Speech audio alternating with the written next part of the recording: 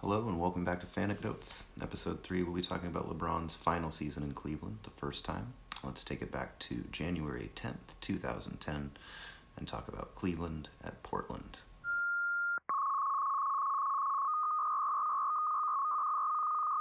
You may have noticed I didn't see any games in 2009. I did see a preseason game, but I don't really think that merits an episode right now.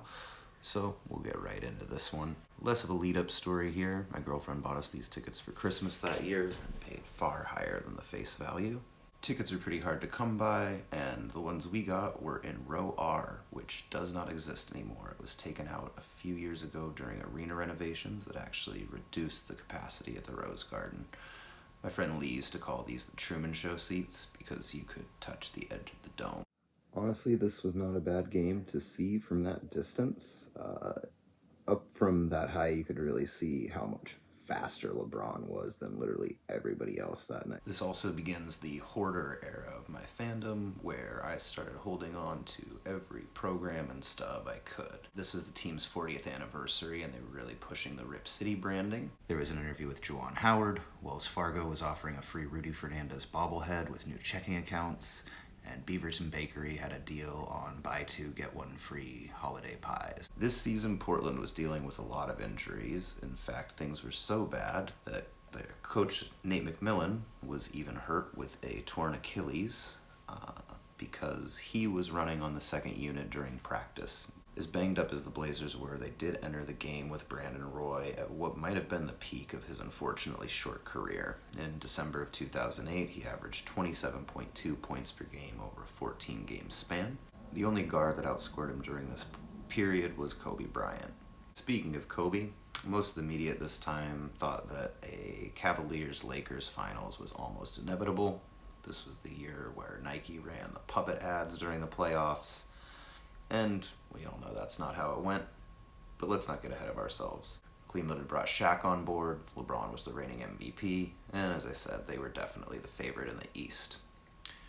Earlier in the season, Portland had lost the first matchup by a narrow margin after blowing a late game lead, and they were playing at home this time, so it definitely felt like a winnable game. But as I mentioned, the Blazers were pretty stacked up with injuries, which had taken out Greg Oden, Joel Przybilla, Nick Batum, and Travis Outlaw. As I look back through the stats, it wasn't nearly as close as it felt. LeBron took over and scored 20 points in the first quarter. Guarding LeBron James. LeBron goes bound for the Cavaliers. James pushing a little tempo. J.J. Hickson, and here's the locomotive in transition against Juwan Howard. LeBron gets... Portland did keep it close until around halftime when Cleveland stretched the lead out to 15. After the half, the Blazers fought back hard and trimmed the deficit to 4 by the end of the third quarter.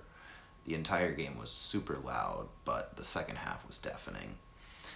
Early in the fourth quarter, Brandon Roy was going off, and Portland tied the game with just under 7 minutes remaining. It seemed like it was time for the Blazers to take over, and then they quit scoring. Most of the Cavaliers' points were from the line during the final minutes. After having it tied up at 89, the Blazers went 2 for 8 from the field. Brandon Roy had 2 turnovers, and during this span, LaMarcus Aldridge also missed a pair of free throws. They pretty much gave it away. You could have taken LeBron out of it, even Mo Williams. Jawad Williams scored as many points as all of Portland in the final 6 minutes. This led to a final score of 106-94 Cleveland, and I took my first L as a Blazers fan. This was definitely LeBron's game. He put up 41 points, grabbed 11 rebounds, and was just shy of a triple-double with 8 assists. He also had a block, and he made 3 of his 4 three-point attempts that night as well. This immediately shot him up to the third highest scorer with only 1 appearance at that point in all the games I'd seen. Shaq had a double-double that night with 11 points and 11 rebounds. He also had 5 assists, which was pretty impressive. Most impressively, he crashed into Daniel Baldwin, who was sitting courtside, and kissed him on the cheek after the collision. Wrong way, and Shaquille O'Neal ready to kiss goodbye to the Blazers. They also had this exchange on Twitter. There's not really a stat for Jumbotron-worthy moments, but if there was, Shaq would probably be top 5 all time.